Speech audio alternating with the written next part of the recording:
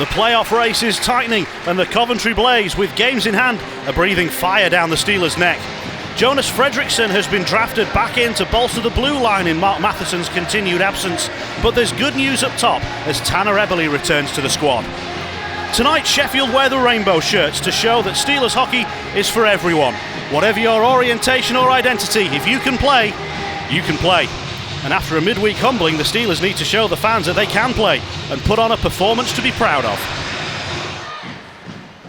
Steelers across the line, fire it in, and it had to be played out of a dangerous area by Pusic. Steelers have it back. Oh, a lovely reverse pass from DeLuca. Didn't quite find its target, but DeLuca has been in good form for the Steelers in recent weeks, but just struggled for goals across his last couple of games. Steelers are threatening here. Have they wrapped another one in? Yes, they have!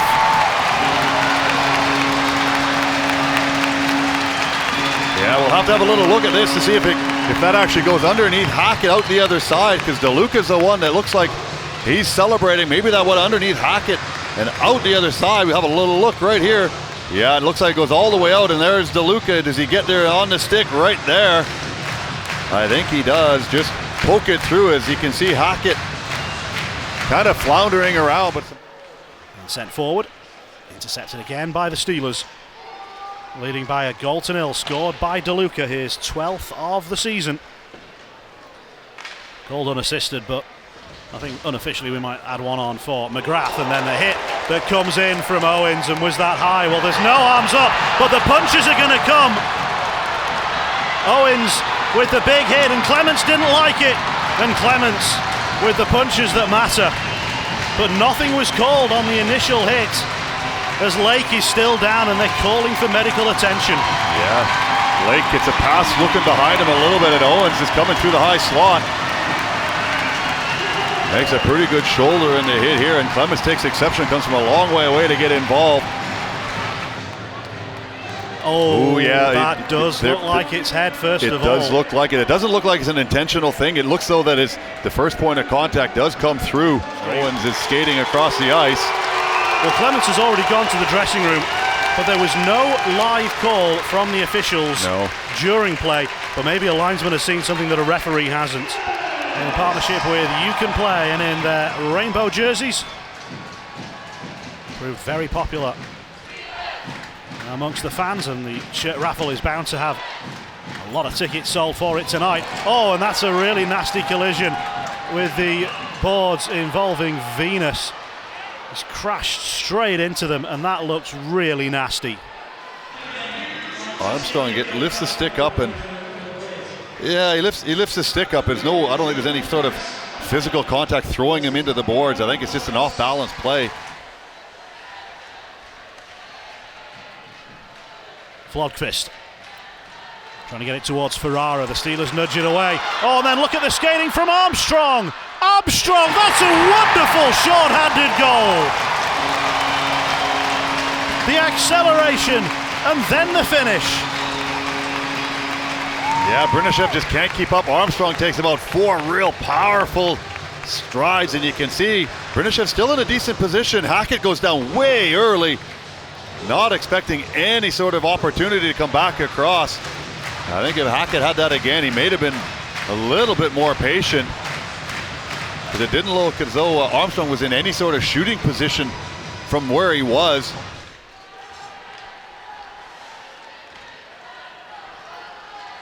Flogfist after this one, and Jonathan Phillips beats him to it.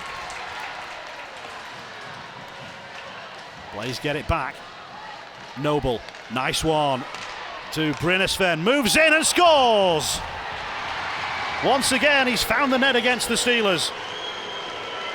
And he's got the Blaze back within 1.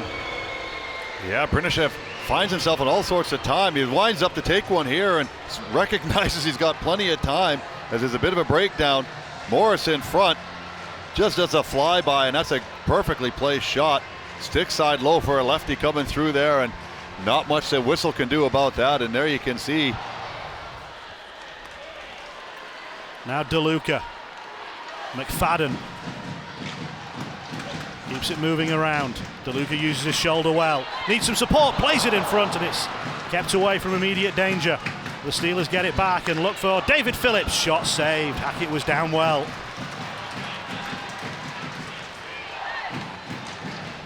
It's been a really entertaining second period.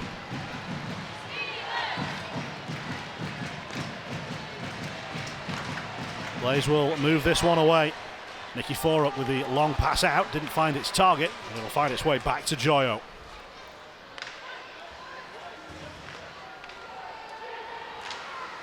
Now just taking a breather. Drummers trying to bring them back to life. DeLuca. This is where he loves to make the moves. Look at that, DeLuca! And the Steelers fans like DeLuca that. Nice touch, Jonathan, on that one. There you see him, a lot of speed on Brinishev, tries to do what he can, and we saw this move the other night. Stick in feet. Brinishev can't do anything. Hard charging back as well as the other Blaze defenseman, but I think Hackett wants to have this one back as it thinks it's going a little bit high and just bobbles down under the elbow and trickles through, and DeLuca, giving the Coventry crowd a little bit of no, no, no sort of thing as he goes up and celebrates in front. We haven't found a way to narrow this deficit. Steelers into the offensive zone. Sent across and it's bounced in. The Steelers have a fourth. Yeah, a bit fortunate there as it comes back out in front. McFadden just putting it out in front as Jonathan Phillips goes to the net. I'm not sure if it goes off Noble right there. Yeah, it does. Unfortunate off Noble's toe. Absolutely nothing he can do. He's trying to get Phillips out of the way as he looks skyward, and McFadden says thank you very much. So yeah, just a bit unfortunate there. Good crash to net, get the puck to the front of the net. And now Blaze will venture forward. Nice use of the skates. Oh, and then they try to play the pass across. The Steelers break it up, but they won't stop that one. Centering feed and slammed home. Crowder does a great job here as it bounces off McFadden. Everybody's in the right place, but Crowder does a good job finding. I think it's Lake back door. It is. Yeah, it is. And Lake has a wide open net, and he absolutely buries it past Whistle, who has no chance on the play, but give Nikiforuk a lot of credit as he gets through the Sheffield defense. Steelers will try and clear this. That's a really nice play down the far side. Steelers are racing forward. O'Connor tries to play it back through. Oh, and then the pitch shot was saved by Hackett. Steelers committing to the attacking opportunity, and Pitt found himself in front. Steelers are across the line again. Sent towards Neely. He couldn't get his stick down to redirect it, and then a collision with the net. Oh, and a little bit of pushing and shoving. Oh, and look at them piling in, and Hackett's taking a real swing. And that might cause him a lot of problems. Yeah, if he's swinging around with that blocker on, it's not the best thing. I can't see who it is. Is it Neely at the bottom of that? Neely at the pile. He was driving the net. Yeah, I don't think it was any sort of malicious driving of the net. You looked at him and the Coventry player getting tangled up, and Hackett, I think, way overreacts to this one, as Neely doesn't have an awful lot of chance to come out of that. But yeah, Hackett there gets in a lot of trouble, and we'll see if it's just going to be a simple 2+2. And there you see Neely going past it. Trying to think trying to see over there. I think it's Noble.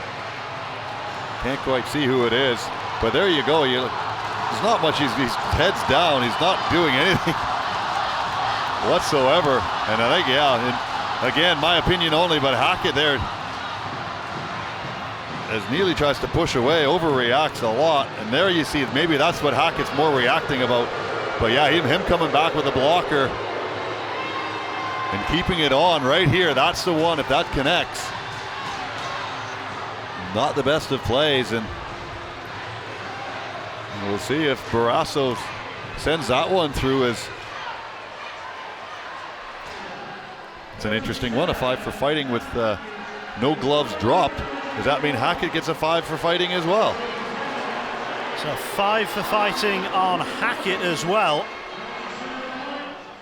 Now a 2-minute hooking minor, so the Steelers on a 4-on-3 power play advantage. They had one power play in the first period. They're 0 for 1, and there's a short-handed chance here. Oh, and missing the net is Pauly. Or did Whistle just get a touch? He's been so good in breakaway situations this season, Jackson Whistle. Head up all the way, a little bit ball reflex, knocks it down there. A little inside out, Whistle just about, I don't know if he gets his toe on that or not. I think it just sort of shanks it off a little bit. And there are 6 skaters out for Coventry. 6 on 5, they're gambling with 2:40 left in the game. Flodquist, long shot, blocked. Lake poked away but not out of the zone. Sent across to the far side. Lake. David Phillips gets its stick in the way. It bounces back favourably for Coventry. Lots of possession. Can they work the killer scoring chance? Hashi moves it across. The shot comes through. It's caught up under the skates and it is put in. Blaze do get the chance. They've jammed it home. The extra skater making the difference, and it's back to 4-3. Yeah, the shot comes through there. You can see it, like as you say, gets caught up underneath McFadden's feet here. And the first one to react to it is Morris, who was camped out in front, just sweeping it underneath the feet. And Whistle just can't quite get there. And as we said, how important is that Pauly breakaway now on that short-handed opportunity? If he puts that in it, we're tied at 4. Nicky Forup, final 10 seconds. Nicky Forup again, one-timer is wide from Brynäsven. Joyo back towards the danger area. Net has come free, the net's come free, and time has expired, and the Steelers have won a crucial game in the push for the playoffs by 4 goals to 3. Yeah, great pushback by Coventry there. Just unfortunate they can't find that extra game-tying goal with pretty much 2.5 minutes of pressure, 6 on 5. Coventry did not go away quietly, and Sheffield made to work, especially the last sort of 7 or 8 minutes. Hard work and the intensity revving up from both sides to bring this game to life late on. Steelers man of the match is Anthony DeLuca, scorer of 2 goals.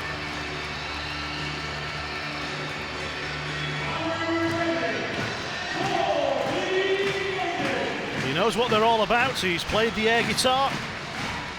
He's played a little bit of baseball. He even took part in Jackson Whistle's Eddie when he threw the touchdown pass to Eric Neely. What does he have in store for us tonight?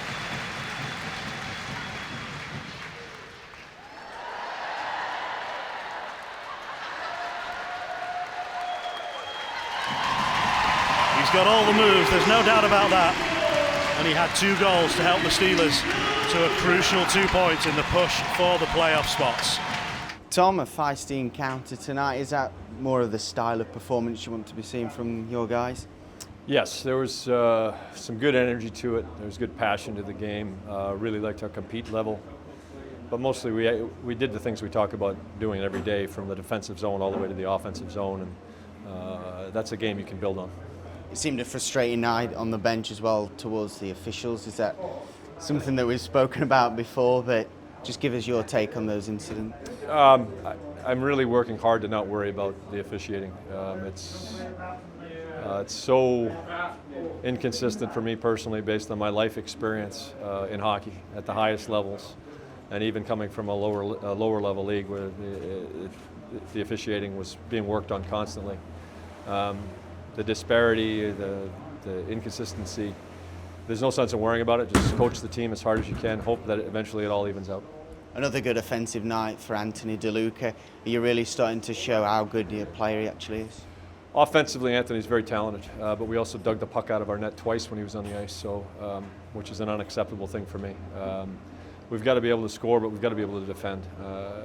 At the end of the game, I've got to be able to put guys on the ice that can keep the puck out of our net. Right now, that would not be something I would be leaning towards Anthony doing. If I needed a goal, he's definitely going on the ice, though, because he's definitely got a knack for putting pucks behind goaltenders. And a word for Tanner Eberle as well, back in the lineup tonight. He certainly injected the energy that's sort of been missing from the side. Just for the game. I mean, I think Tanner's really a good leader on that line. Josh Pitt's a great player, strong skater, but Tanner's the glue for that line. He's the guy that gets in and forechecks, gets in and gets a bump and gets the puck back, and it's just a strong skater back and back pressure. Good to have him back in the lineup. Now you're seeing things going into tomorrow's game up in Manchester. We'll have to see how healthy we are or aren't after I talk with the doctors later.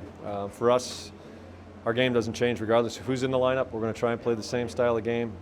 We've not had the success we'd like in Manchester, so we've got to get ourselves prepared and ratchet it up for that game. But we've got a significant amount of period of time to get rested, and I'll get the game prep done, and we can focus on that tomorrow afternoon. Danny, a close-fought game tonight against the Sheffield Steelers, and a very close game. Just take us through it from your perspective.